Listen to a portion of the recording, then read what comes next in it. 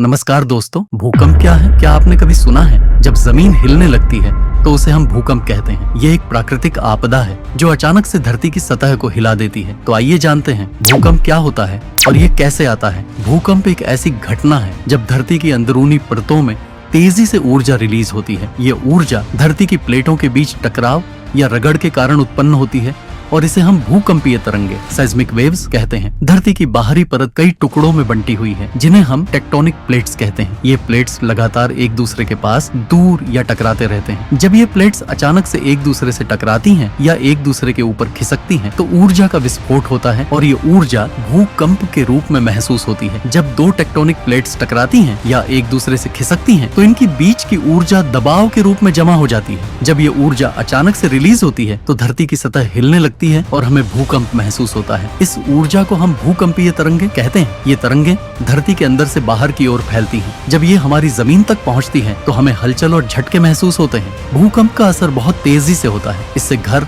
सड़कें और पुल गिर सकते हैं। यही कारण है कि भूकंप को एक खतरनाक प्राकृतिक आपदा माना जाता है। भूकंप की तीव्रता को मापने के लिए हम सीस्मोग्राफ का उपयोग करते हैं। इसे हम जान सकते हैं कि भूकंप कितनी तीव्रता का था। इसे रिश्टर स्केल पर मापा जाता है। रिश्टर स्केल पर 1 से लेकर 10 तक के मान होते हैं और जितना अधिक मान उतना ही ज्यादा भूकंप का प्रभाव। भूकंप के दौरान सुरक्षा सबसे जरूरी होती है। अगर आप घर में हैं तो टेबल या किसी मजबूत चीज के नीचे छिप जाएं। बाहर जाएं तो खुले मैदान में रहें। कभी भी लिफ्ट का उपयोग न करें और दरवाजे और खिड़कियों से दूर रहें। तो दोस्तों, अब आप जानते हैं कि भूकंप क्या होता है और यह क्यों होता है। ये एक ऐसी प्राकृतिक प्रक्रिया है जो हमारी धरती के भीतर चल रहे आंदोलनों का परिणाम है। ऐसी रोचक जानकारी के लिए हमारे चैनल को सब्सक्राइब करें। कमेंट बॉक्स में हमें ये बताना न भूलें कि भूकंप किस देश में ज्यादा आता है।